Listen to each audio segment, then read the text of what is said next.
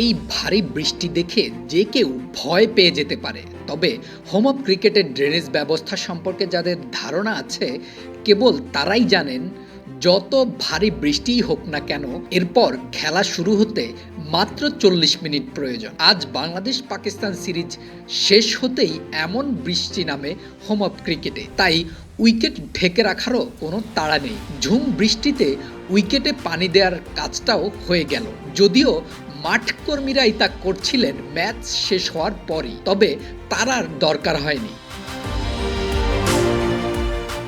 মাঠে ঝুম বৃষ্টি, কেউ তাই নিজেকে বৃষ্টি থেকে বাঁচাতে ছাদের নিচে আশ্রয় খুঁজছেন, আবার কেউ কেউ গ্যালারিতে বসেই বৃষ্টি বিলাস করছেন। মাঠ হোক কিংবা গ্যালারি, খেলোয়াড় হোক অথবা দর্শক, স্মৃতি ধরে রাখতে চায় সবাই। তাই এই ঝুম বৃষ্টিতে ছবি তুলতে ভুললেন না, যেমনটা ভোলেননি দেশের পতাকার কথাও। মানুষের সবচেয়ে গর্বের বিষয় তার দেশ, আর মুখে কিছু না বলে সে দেশকে বিশ্ববাসীর কাছে তুলে ধরতে একটা পতাকাই যথেষ্ট। তাই যেখানেই বেশি মানুষের আগমন ঘটে হাতে একটা পতাকা রাখেন সবাই। আর সেই আগমন যদি দুই দেশের লড়াই দেখতে আসার হয় তাহলে পতাকাই একমাত্র যা মানুষ সাহস আর সম্মানের সাথে বহন করে। বাংলাদেশ পাকিস্তানের সাথে সিরিজ জয় করেছে, আর সেই সময়ে দেশের পতাকা উঁচিয়ে ধরার চেয়ে আনন্দ আর কি হতে পারে।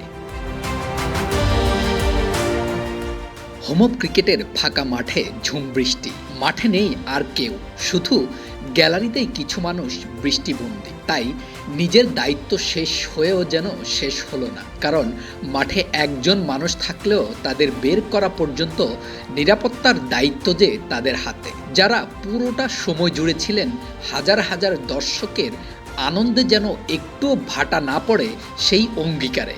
আর তাই একজন পুলিশ কর্মকর্তা এভাবেই ঠায় দাঁড়িয়ে আছেন সবার বের হয়ে যাওয়ার অপেক্ষায়। ম্যাচ শেষ, তাই আর কোনো টেকনিক্যাল যন্ত্রাংশের দরকার নেই, এখন সব তুলে নেবার পালা।